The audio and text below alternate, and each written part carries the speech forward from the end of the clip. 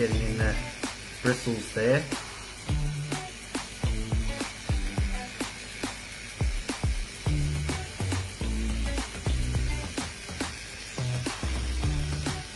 I'm really going into there, getting that, trying to get that dirt out of those kernels.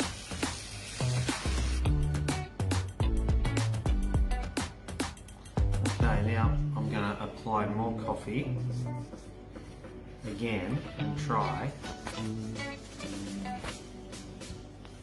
a non-electric toothbrush.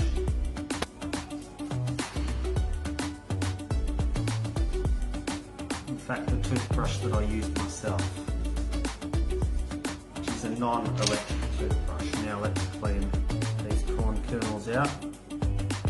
Wow, effortlessly just clean. I'm hardly touching it. And as you can see, look, that's just magic.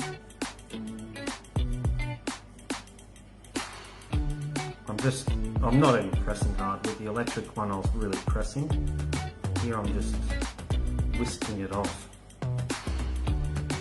It's just coming off beautifully.